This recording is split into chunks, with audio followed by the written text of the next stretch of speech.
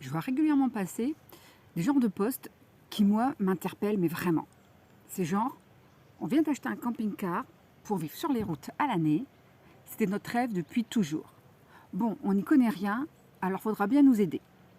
À chaque fois, ça me fout un putain de truc dans la tête parce que je me dis, mais à quel moment on peut rêver de quelque chose sans rien y connaître?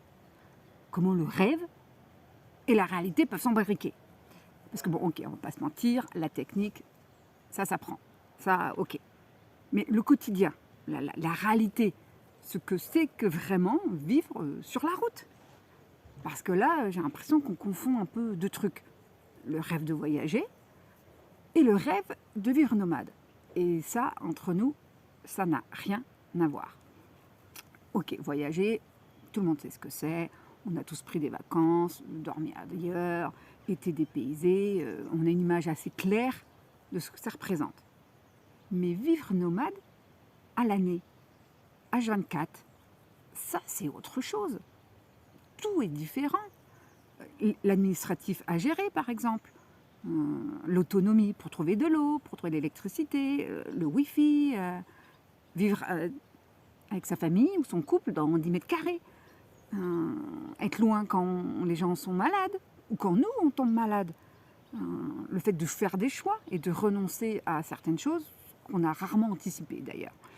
Et ça, personne n'en rêve honnêtement. Alors que ça fait partie de la réalité, du quotidien de la vie nomade. Ok, les images ne circulent pas trop là-dessus. Et ça crée vraiment un gros problème entre la réalité et le rêve. Et parce qu'en plus, à ce moment-là, le rêve, il est propre, net, il n'est pas questionné, il est resté intact, il reste là, dans un coin de la tête, en se disant ok, un jour. Et puis le jour arrive. Des fois parce qu'il était préparé, des fois parce que c'est simplement la retraite, des fois parce qu'il y a un truc qui se dit, bah là, il faut y aller maintenant. Et des fois, ça s'accélère. Alors on y va, à fond les ballons, avec juste l'image, mais pas l'arrêté qui va derrière. Alors ok, c'est pas un jugement, hein, parce que ça c'est très humain, on fait tous la même chose, on a tous testé des choses qu'on n'avait jamais vécues. Et c'est comme ça qu'on apprend. Sauf que là, la route, ça s'improvise pas tant que ça en fait. Hein, et c'est plutôt à nous de nous adapter à la route que l'inverse. Et ça, on ne parle pas souvent. Parce que ok, le véhicule, la logistique, comme je disais, ça peut s'apprendre, même en urgence.